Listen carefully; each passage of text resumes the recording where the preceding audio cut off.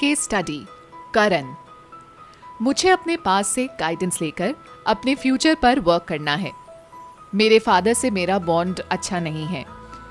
Mom से बहुत strongly connected feel करता हूँ।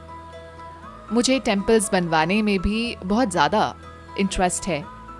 If my guides and higher self can guide me based on the situations, it will be very nice. मुझे क्या past में ऐसा ठीक करना है जो मैं करंट लाइफ में कैरी फॉरवर्ड करके लाया हूँ। I am waiting for my soulmate.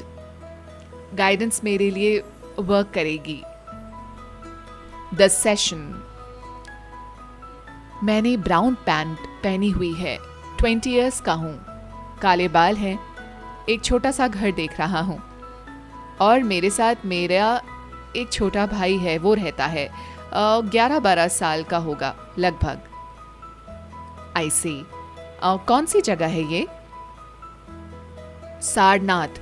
Sarnath flash हो रहा है। ओके। अपनी लाइफ को अच्छे से ऑब्जर्व करो। ऐसी क्या चीज है जो इंपॉर्टेंट है हमारे लिए जानना? You will directly go there now.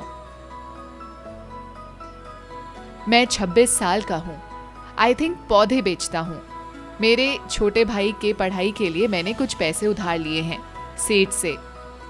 क्योंकि हमारा और कोई नहीं है इस दुनिया में, मैं अपने छोटे भाई को आगे बढ़ते देखना चाहता हूँ। मैं उससे बहुत ज़्यादा अटैच्ड हूँ। पर जो सेठ है ना, वो काफ़ी रूड है। ताने सुनाते रहते हैं सारा दिन। 300 रुपये धीरे धीरे मैं चुका रहा हूँ। डर लगता है सेठ से। ओ, जो सेठ है ना, मैं उनको फील कर सकता हूँ। वो मेरे पिताजी हैं करंट लाइफ के। We moved further ahead in time. 70 साल का हूँ। विष्णु भगवान की पूजा करता हुआ मैं अपने आप को देख रहा हूँ और छोटा भाई डॉक्टर बन गया है। एक बात और, जो सेठ थे ना, उनसे मैंने 2000 रुपये ले लिए थे और फिर मैं भाग गया अपने भाई के साथ। वो गरीबी पर ताना मारते रहते थे मेरे। बहुत चिल्लाते थे, चीखते थे। मैं 30 इयर्स का था जब ऐसे मैंने किया। पर हाँ, एक बात और, मैंने पोस्ट के थ्रू काफ़ी बाद वो पैसे भेज दिए थे सेठ जी को। सेठ जी बहुत बूढ़े हो चुके थे और बीमार भी। सेठ जी को मैं महसूस कर सकता हूँ, कुछ पछतावा महसूस हो रहा है। जब उन्होंने वो पैसे देखे, वो सोचते थे कि कभी भी वो पैसे उन तक नहीं पहुँचेंगे क्योंकि मैं भाग गया था। मुझे भी एक बात का दुख है, क्योंकि मैंने उस समय उनके पैसे ले लिए थे। अब मैं देख पा रहा हूँ कि एक ज़रूरी काम था जो सेठ जी कर नहीं पाए थे क्योंकि पैसे मैं लेकर भाग गया था। मेरा छोटा भाई शुभम है, मेरा बहुत अजीज दोस्त करण लाइफ में। जब हम करण की पास लाइफ की एंड की तरफ पहुंचे तो उसने बताया, हम मुंबई आ गए थे। अब मैं मरने वाला हूँ, बूढ़ा हो चुका हूँ। मैंने अपने भाई के लिए कभी खुद शादी नहीं करी क्योंकि मैं ही रिस्पॉन्सिबिलिटी अच्छे से निभा सकता था। एक ही रिस्पॉन्सिबिलिटी, यानी अपने भाई की। छोटा भाई और उसकी वाइफ बगल में बैठे हैं, उदास हैं, पर मैं उसके लिए कुछ कर पाया, उसका मेरे अंदर बहुत बड़ा सेटिस्फैक्शन है।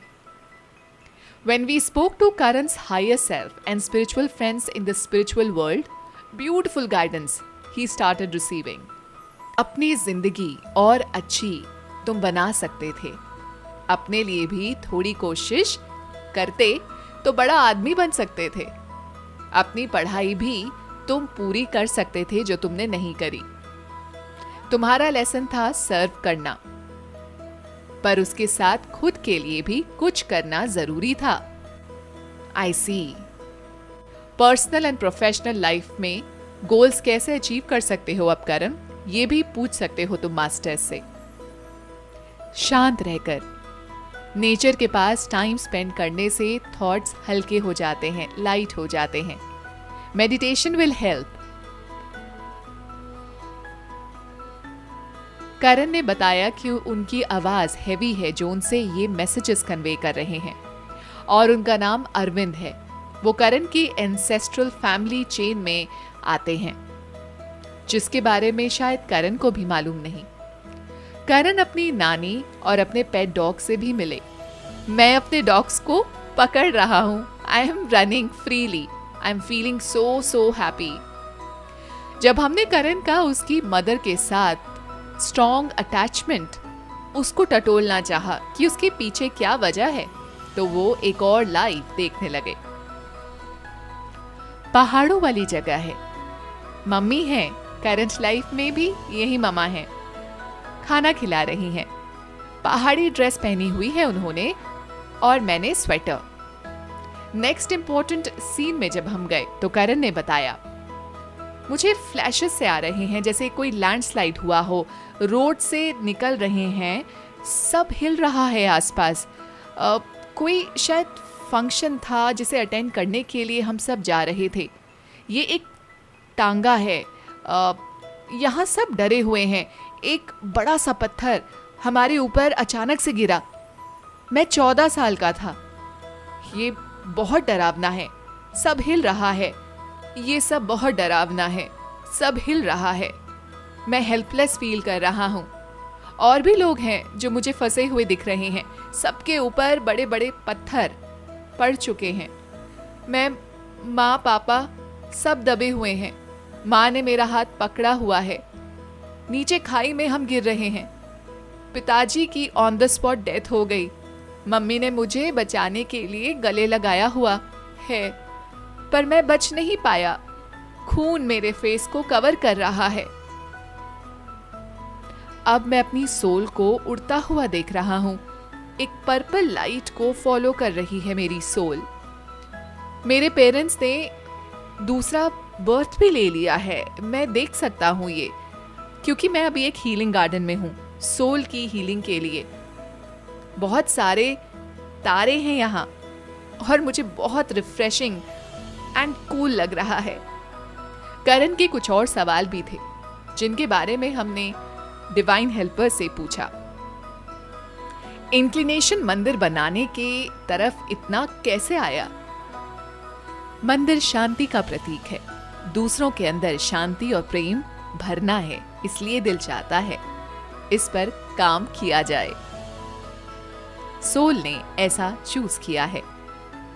करंट लाइफ के लिए कोई गाइडेंस? प्यार देते चलो सबको। कार्मिक अकाउंट कैसे क्लियर करें? शांति के साथ। तुम्हारा ट्रू अफेक्शन सबको हील कर देगा। मन सच्चा होना चाहिए। With these beautiful messages, we gently ended the session. करण की लाइफ का सबसे इम्पोर्टेंट लेसन, कभी कभार हम दूसरों को खुश करते करते अपनी खुशियों को भूल जाते हैं।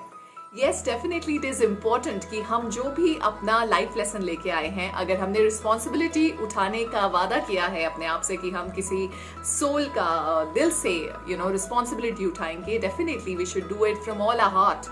बट हमें भूलना ये नहीं है कि हम भी एक इंडिविजुअल हैं, हमें भी खुशियाँ चाहिए। So it is always like आपको अपनी खुशी का भी ख्याल रखना है और आप साथ में खुशी से वो रिस्पॉन्सिबिलिटी भी उठा सकते हैं जो भी आप कार्मिकली लेकर आए हैं।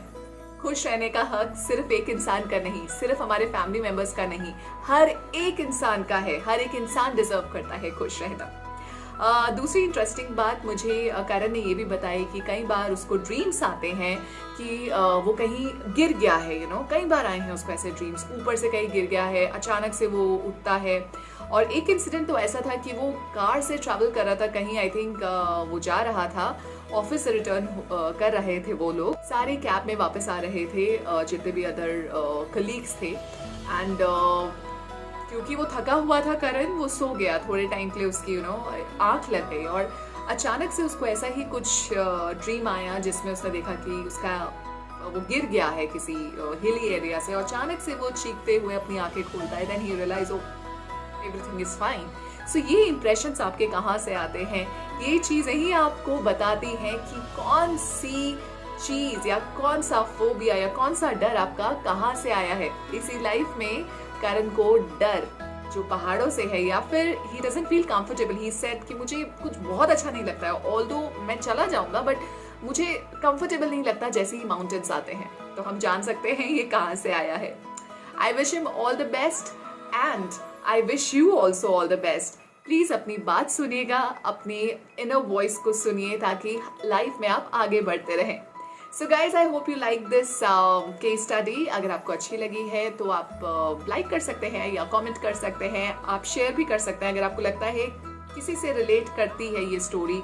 अगर आप मेरे चैनल में न्यू है तो मैं आपको बताना चाहती हूँ, मेरी book the land of zodiacs आ चुकी है Amazon पे। If you want you can check it out. वो किसके ऊपर है, क्या स्टोरी है, मैंने ऑलरेडी इसके ऊपर वीडियो बनाई है, आप उसको देख सकते हैं द लैंड ऑफ ज़ोडिएक्स के ट्रेलर्स में या फिर उसके डिस्क्रिप्शन में।